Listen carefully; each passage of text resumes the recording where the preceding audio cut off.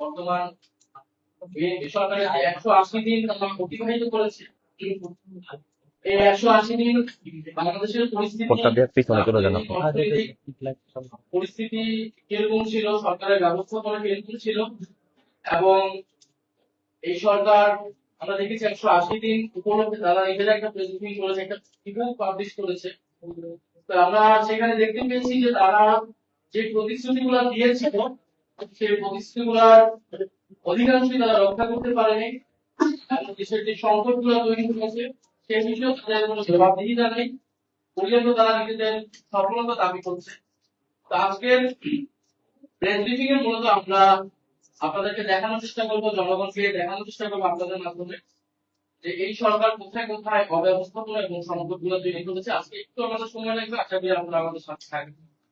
আমরা যদি শুরু করি একদম, এই সরকার 17 ফেব্রুয়ারি অনুষ্ঠিত প্রথম মন্ত্রিসভা বৈঠকে সরকারের 180 দিনের জন্য একটা পরিকল্পনা নির্ধারণ করেছে, যেখানে তারা 3টি বিষয়কে অগ্রাধিকার দিয়েছিল। একটি হচ্ছে দ্রব্যমূল্য নিয়ন্ত্রণ, আইন শৃঙ্খলার উন্নয়ন এবং বিদ্যুৎ জ্বালানি সরবরাহ। আমরা দেখতে পেলাম যে এই 6 মাসে এই যে 3টি বিষয়কে তারা অগ্রাধিকার দিচ্ছে, এই 3টি বিষয়তে দ্রব্যমূল্যের জায়গায় যদি আমার কিছু করার নেই, দ্রব্য যেগুলো আছে 10 থেকে 15 টাকা করে সবগুলোতে বেড়েছে, চাল ডাল ব্রয়লার ভাই আমি কিভাবে এবং আগে দিয়েছি ভাই বাজারে সিন্ডিকেট সেটা ব্যাপকভাবে পুরো দমে সক্রিয় রয়েছে। আইন শৃঙ্খলা উন্নয়নে আমরা দেখা দিব, তখনই আপনারা দেখতে পাবেন যে 6 মাসে বিগত 6 মাসের তুলনায় অন্তর্বর্তী সরকারের তুলনায় আইন শৃঙ্খলা পরিস্থিতি আরো খারাপ হয়েছে। এবং বিদ্যুৎ জ্বালানি সরবরাহ এটাও আমরা দেখাবো এবং এটা আসলে বলা চলাকালীন সময় থাকবে।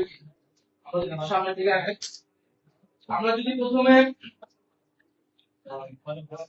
আমরা যে অর্থনৈতিক অব্যবস্থাপনা এখানে মূলত আসছে জ্বালানি সংকট এবং দ্রব্যমূল্যের অবস্থিত। আর জ্বালানি তেল সংকটে তোরা জানেন যে সরকার আশা করে পানিগুলোতে ভয়াবহ পেট্রোল এবং ডিজেল সংকট শুরু হয়েছে এবং আমরা দেখতে পেয়েছিলাম। এবং সংসদে তখন জ্বালানি মন্ত্রী তিনি দাবি করেছিলেন যে প্রথমে দাবি করেছিলেন যে কোনো তেলের সংকট নেই, জ্বালানি সংকট নেই, এগুলো হচ্ছে পরিকল্পিতভাবে করা হয়েছে। পরবর্তীতে জাতীয় সংসদে একটা কমিটি করে এটা একটা প্রস্তাবনা তৈরি করা হয়। সেই কমিটিতে বিরোধী দল অংশ নিয়েছিল এবং আমরা যেটা প্রস্তাবনা দিচ্ছিলাম কিন্তু সেই প্রস্তাবনা অনুযায়ী কোনো ব্যবস্থা নেওয়া হয়নি। সেই সময়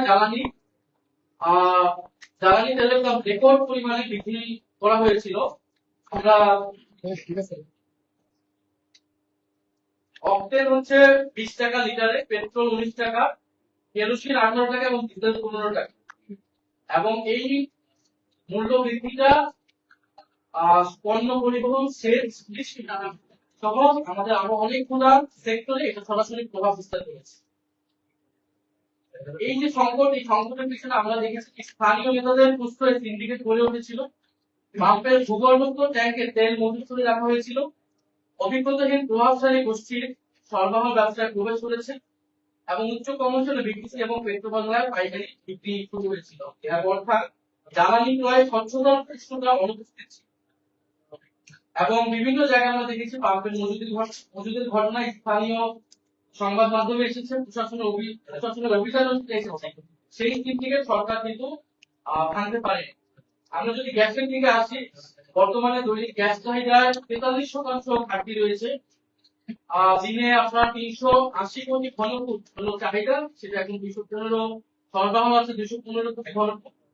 ঢাকার মতো শহরে দিনে এখন প্রায় 12 থেকে 14 ঘন্টা খোলা চলছে না। বিদ্যুতের ঘাটতির কারণে বিকল্প হিসেবে বিদ্যুৎ সরবরাহের সুযোগও সীমিত রয়েছে। শিল্প কারখানা উৎপাদনের জন্য অন্তত 3 থেকে 4 PSI প্রয়োজন, অর্থাৎ কিন্তু বিভিন্ন এলাকায় গ্যাসের চাপ প্রায় শূন্য নেমে আসছে। এবং এই বিপুল ঘাটতি সুপরিকল্পিত সমাধান হাজির করা হয় গণজমিতে সংকটকে পুঁজি করে স্পট মার্কেট থেকে বেশি দামে ক্রয়ের আয়োজন করা হচ্ছে। আমরা যদি দেখি যে গ্যাসের চাপে শূন্য নেমেছে যে শিল্পাঞ্চলগুলোতে, জেলাগুলোর নাম দেখবেন আশুলিয়া, সাভার, গাজীপুর, কালিয়াকৈর, ময়মনসিংহ সহ প্রায় অনেকগুলো জেলায় আর গ্যাসের চাপ শূন্য নেমে এসেছে। হবিগঞ্জে একসাথে উৎপাদন বন্ধ হয়েছে 171টি জেলা।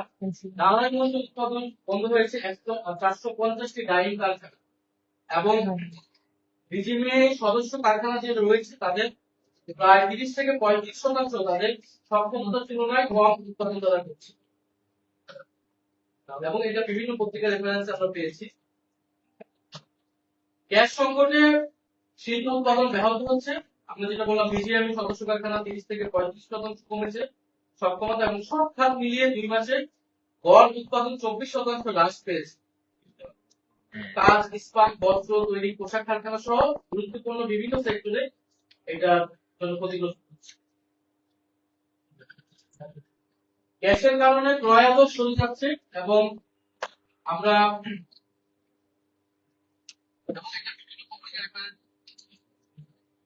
নির্ধারিত সময়ে পণ্য জাহাজীকরণ করা যাচ্ছে না এবং উৎপাদন কমে যাওয়ায় শ্রমিক ছাঁটাই করা হচ্ছে, ফলে শ্রমিকের চাকরি ঝুঁকিতে পড়ছে।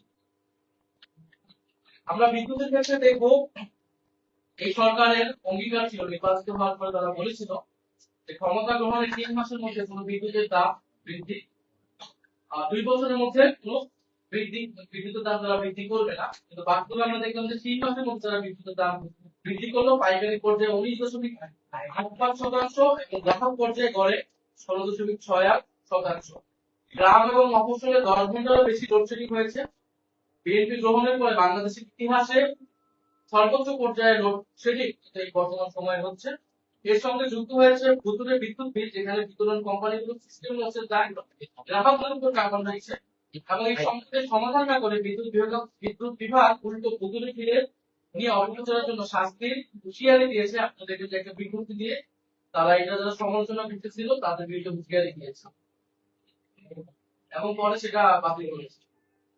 আমরা জানি আগের একটি সমস্যা আমাদের রয়ে গিয়েছে, ক্যাপাসিটি চার্জে জনগণের প্রায় 70,000 কোটি টাকা প্রতি আমাদেরকে অর্থের অপচয় আমাদেরকে দিতে হচ্ছে এবং এই ক্যাপাসিটি চার্জ এবারে বাজেট বক্তব্য অর্থমন্ত্রী বলেছেন, ইস্তেহারেও বিএনপি ছিল এটা তারা দূর করবে, কিন্তু আমরা তেমন কোনো ভূমিকা কিন্তু আমরা দেখি এই আদানি চুক্তিগুলো সহ যেগুলো চুক্তিগুলো কন্টিনেন্টাল আইনের মাধ্যমে প্যাসিভ সরকার ছিল সেই চুক্তিগুলো আছে ক্যাপাসিটি চার্জের ব্যবস্থা তারা কি করবে। আমরা দেখেছিলাম যে অন্তর্বর্তী সরকারের সময় আমাদের জাতীয় কমিটি হয়েছিল তাদের সুপারিশ দিয়েছিল যে ক্যাপাসিটি চার্জ এবং এই চুক্তিগুলো বাতিলের জন্য কি ধরনের ব্যবস্থা নেওয়া উচিত।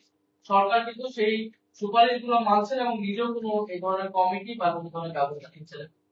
আমরা দেখেছি যে সরকারের একজন উপদেষ্টা, তথ্য উপদেষ্টা, প্রধানমন্ত্রী তথ্য উপদেষ্টা বলেছেন যে শুধু 15 বছরের দুঃশাসন এবং বিধ্বস্ত অবস্থার উপর দায় চাপিয়ে কি নিজেদের অক্ষমতা, অদক্ষতা এবং অব্যবস্থাপনা থাকা যায়। অর্থাৎ আমরা দেখতে পাচ্ছি যে সরকার বিদ্যুৎ সংকটের জন্য বর্তমান সরকারের ন্যূনতম দায় নেই, বরং যে ফ্যাসিস্ট সরকার ছিল 15 বছরে তাদের উপর দায় চাপাচ্ছে।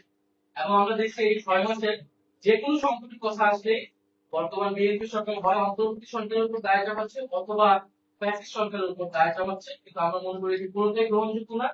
অন্তর্বর্তী সরকার আরো বিধ্বস্ত পরিস্থিতিতে দেশের দায়িত্ব কিন্তু সেই সময় নিয়েছিল এবং সেই সময় কিন্তু আমরা রেকর্ড পরিমাণ লোডশেডিং দেখিনি এবং এই গ্যাসের সংকট দেখি। ফলে আমরা মনে করি সরকারের অব্যবস্থাপনা, পরিকল্পনাহীনতা এবং অদক্ষ থেকে এই সংকট। আমরা যদি কৃষি খাতে যাই, কৃষককে বস্তা প্রতি বাড়তি দামে সার কিনতে হচ্ছে।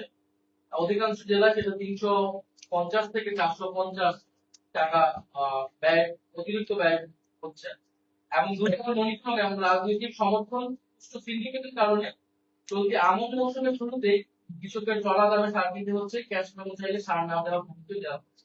কৃত্রিমভাবে তৈরি এই সংকটের উৎপাদন ব্যয় বাড়বে, ফলনে বিরূপ প্রভাব পড়বে এবং কৃষকরা ন্যায্য মূল্য দিতে বঞ্চিত হবে। আমরা যদি দেখি গুরুত্বপূর্ণ যে খাত আমাদের যেটা সংকট ছিল এবং এখন তৈরি হচ্ছে সেটা ব্যাংক দখল এবং বাজার সিন্ডিকেটের প্রত্যাবর্তন। আমরা যদি ক্রেডিট রেটিং এ দেখি অব্যবস্থাপনা এবং সংস্কার অনিচ্ছার কারণে আন্তর্জাতিক যে ঋণ মান নির্ণয়কারী সংস্থা S&P and Fitch বাংলাদেশের অর্থনৈতিক পূর্বাভাস নেতিবাচক পর্যায়ে নামিয়ে এনেছে। খেলাপি ঋণ আমরা জানি প্রচুর খেলাপি ঋণ ছিল এবং খেলাপি ঋণ যাদের রয়েছে তাদেরকে সংসদেও নিয়ে আসা হয়েছে এবং বিএনপির সাথে সংশ্লিষ্ট প্রচুর ব্যবসায়ী রয়েছে খেলাপি ঋণ এবং পূর্ণ তফসিলীকরণের হিড়িক করেছে। শীর্ষ নেতাদেরও ফোন করে ব্যাংকের কর্তা ব্যক্তি দলবদল হচ্ছে। আমরা দেখেছিলাম ব্যাংক রেজুলেশন অ্যাক্ট